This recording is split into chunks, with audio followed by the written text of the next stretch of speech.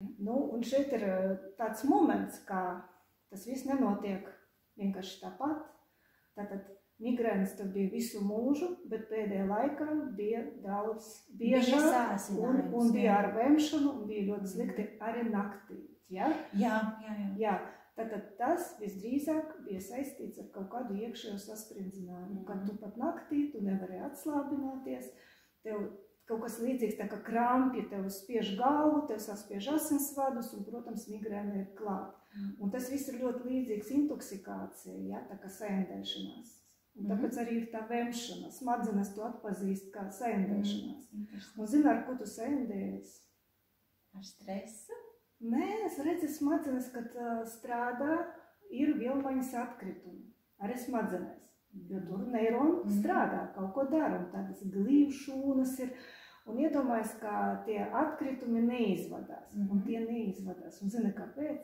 Tāpēc, ka tu nevari atslābināties.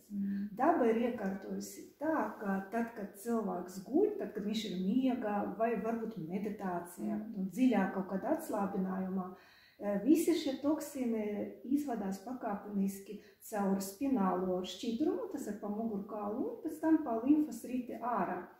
Bet tavas smadzenes nebija attīrījušas, un tāpēc ir ar to vemšanu un milzīgu sasprindzinājumu un saprot tāds apburtais loks. Bet šis saspringzinājums, tam ir psiholoģiska daba.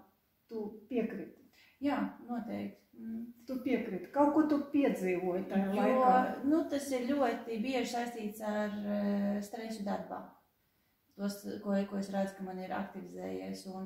Un šis stress nav mazinājies šobrīd, bet man vairs nav migrēna laikni bijušas.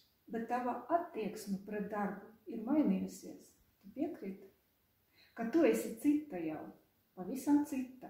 Tu zini, tāpēc, ka šis skaņas dara tādu darbu. Tas skaņas nedarbojas tikai uz migrēnu vai kaut kādām tur citām slimībām. Šis skaņas harmonizē smadzenes un tāpēc nokļūst arī tur, kur vārdi nevar nokļūt.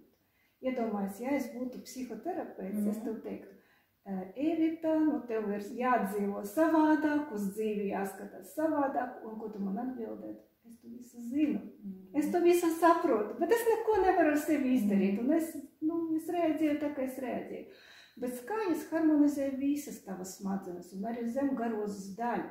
Un tā ir tā īpatnība, ka tur nav vārdu, bet tur ir informācija šajā skaņu secībā. Tur nav melodijas, kaut tu tā uztveri varbūt kā melodiju. Citi saka, eņģeļu mūzika, jā, varbūt, bet redzi, smadzenes ir sakārtojušās, un tāpēc arī tava attieksme tagad ir cita. Es uzskatu, ka tev bija izdegšanas sindroms. Vai tu piekrīti? Es piekrītu, jā. Bet, protams, es tev nevaru teikt, vai man attieksme pret darbu ir mainīsies, jo man jau liekas, ka es esmu tā pati kā pirms tam. Jā, nu es strādāju no savas puses tieši tāpatās kā iepriekš, bet noteikti es manu, ka mani tas tik ļoti vairs neiespaido iekšēji. Jā. Tas ir ļoti svarīgi, ka tavas smadzenes jau pavisam savādāk uztver. Jo, redzam, mēs nevienmēr varam mainīt situāciju, mēs nevienmēr varam pamest darbu, vēl īpaši, ja darbs ir labs un ārzemēs, un viss te ir, tad, kas cilvēkam ir vajadzīgs, un mēs nevaram to pamest, un tad, nu, ko mēs varam darīt? Mums saka, pielāgojieties. Bet ar prātu mēs nevaram to izdarīt, un tāpēc es uzskatu, ka tas ir milzīgs sasniegums, kas man ir izdevies, ka caur zemapziņu mēs varam ietekmēt šo cilvēka, var teikt, gan uzvedību, gan reakciju, jo tas patiesībā viss ir daudz dziļāk nekā mūsu domas. Vārdi un domas tur nevar piekļūt. Un vēl vairāk iedomājas, bet ja runa ir par bērnu, ko tu viņam iestāstīsi? Ja? Un kas bija interesanti, jo es par šādu metodu nebiju dzirdējusi. Un es pilnībā paļāvos.